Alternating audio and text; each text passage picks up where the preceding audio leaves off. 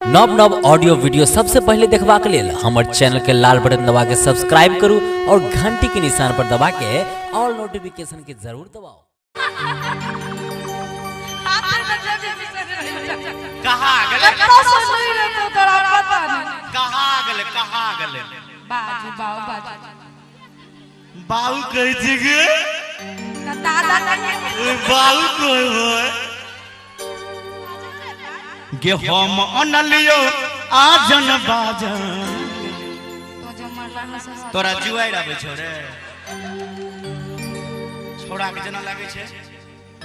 हमरा ट्यूशन देख के ओना नहीं कर छे हेकरा जन हो करो आगे भोजे तो बिया किनका सब देखियो मिथिला के माय बहिन के कते शक्ति रहन अखन जे अपने सब के बीच प्रस्तुत कर रहल छी पारंपरिक चीज भेले मिथिला के सांस्कृतिक चीज अखन गाबि रहल छी। पहले जमाना में माय बहिन के बहुत मेल मिलाप प्रेम भावना रहन। एक आंगन में जखन बारिश नहीं होए फसल सूखो लागे किसान त्राहिमाम करो लागे तो माय बहिन सब आंगन में जोर जटिन खेलाथिन इंद्र भगवान प्रसन्न हो जाथिन। ओई माय बहिन के जोर जटिन सब गीत संगीत सब भाव नृत्य सब किसान सही उपज करे है। लेकिन अब वो चीज नहीं मिले है। लेकिन हम सब कलाकार मिलके कोई चीज के मंच के माध्यम से वो चीज के जागरूक करने छी केना गे भोजे तो बिया गे साबर गे रुली गे साबर गे रुली भाईये जे तो जट्टा साबिया साबर गे रुली भाईये जे तो जट्टा साबिया हम अनलियो आजन बाजन भोजे तो बिया हम अनलियो आजन बाजन भोजे तो बिया के साबर के डोली भाईये जे तो जट्टा साबिया साबर के डोली भाईये जे तो जट्टा साबिया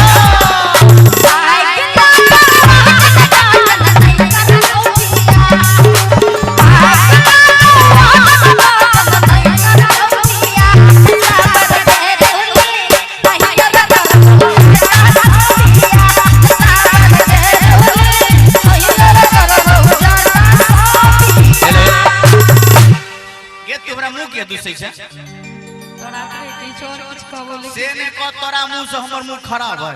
ये बाग बड़ सुंदर चिकन है ना बड़ सुंदर है ना बड़ सुंदर जना नहीं लगे छे मुंह दिस के गावे छे साग बाज छोड़ा बड़ खराब जे मोरंग मोरंग लियै जतीन के मोरंग मोरंग सुनलियै जतीन के मोरंग चली जय मोरंग चली जय वो सुनही जतीन के चाची अपने सब ध्यान दे ई जो मोरंग जथि ओइ छम केहन तरह तरह के लोग रहै छै ओइ छम ठीक पता अबे अखने एकरा पैर डगमा गाय छै तू जे हमरा से लड़ाई झगड़ा करबे तो मोरम छी हम जाय छी हम पंजाबी चल जेबो कहबा कि जो मोरंग जथि ओइ छम केहन तरह के लोग सब रहै छै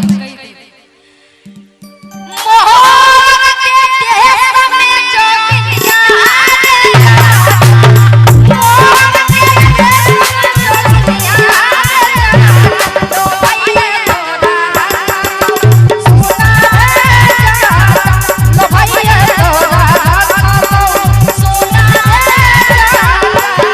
मोहर के देश में जोगिया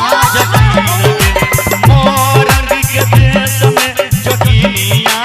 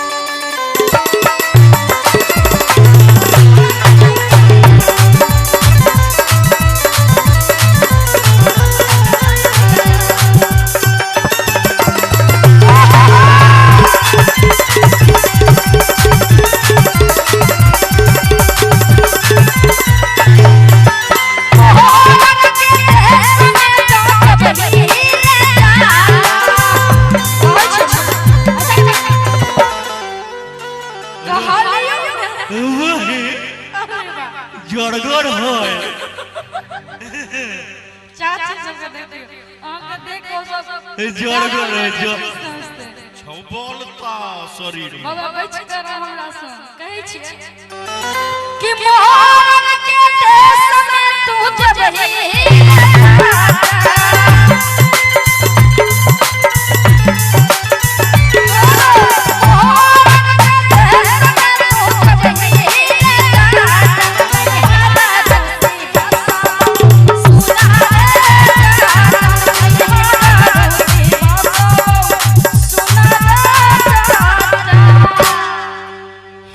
मोरंग जबाय तू नहीं और चल जबे नहीं जने नहीं जने बाबा छछना कथि हो के न चल जबी अच्छा घीरा फरलो के जतनिया झुकनी फरलो घीरा फरलो के जतनिया झुकनी फरलो तुझे बस बैल ससुररिया हीरा के तोर तोगे तुझे बस बैल ससुररिया हीरा के तोर तोगे की अच्छा भैया कर रहो रे भैया कर रहो भैया कर रहो रे भैया कर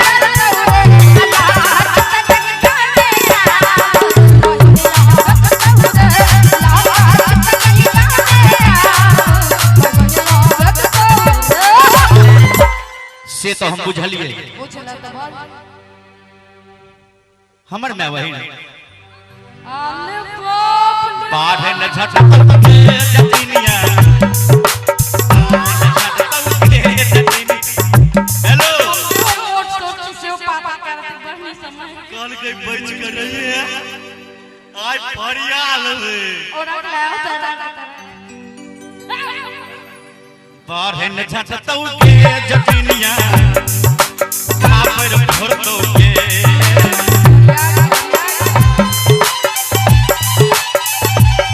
अरे छोरा एने गाबै छै तो एने कोइ किया नाचै छै गे हमरा माय बहन के जो एहन बात कहबे जे हमर माय बहन छितरी लेके गामे गामे जेना है जो हमरा माय बहन के एहन बात कहबे त हमर माय बहन तोरा बाढ़ न झटकौ के जतिनिया बाढ़ न झटकौ के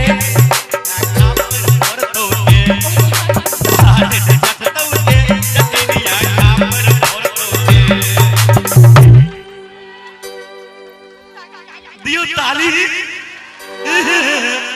ताली दियो लोग बाढ़ न झटतौगे जतिनिया खामर भरतौगे हमर मैया के बहिनिया तोरा नचबे करतौगे हमर मैया के बहिनिया तोरा नचबे करतौगे केहन पागल छै देखियो दलिए एक छै अच्छा छोड़ जाओ जाता त मनाइए ले छी मनाइए ले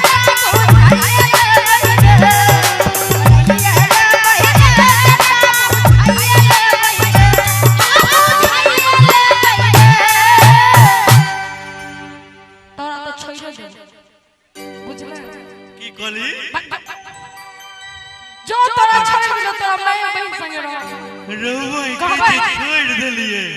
कि मनाइए ले भैया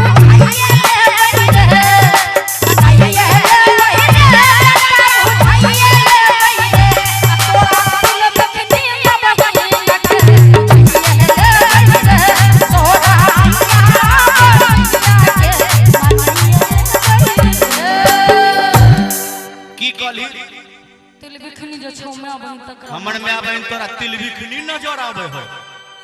देख लो केहन बात कहलक हमसे आ एकरा हम छोड़ नहीं सकै छी ध्यान देबे हमर माय बहन ही छथिन हमरा माय बहन के तू कहन कहमे तो बनाई तिल बकना छ सुन से तो हम बुझलिए हमरा माय बहन के तू मना लबही हमरा माय बहन के तू रिझा लबही लोभा लबही लेकिन हम की बिगाड़ दियो तोरा तू न बड़ झूठा छ हमर 5 दुकिया धइने छै तोर पाछन की अदर होने न झूठा आदमी से धरै छै कतनु कहलौ हमर 5 नहीं धरै ले तैयो हरदम हमर खबर लैत रहल हरदम फोन कए के कतौ छी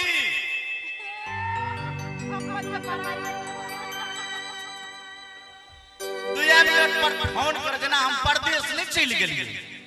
तंडा हम की बिगाड़ लियो बाद में कहै छी फेर हंसबे त मुंह तोड़ देबो गांव के लोग बैसल छै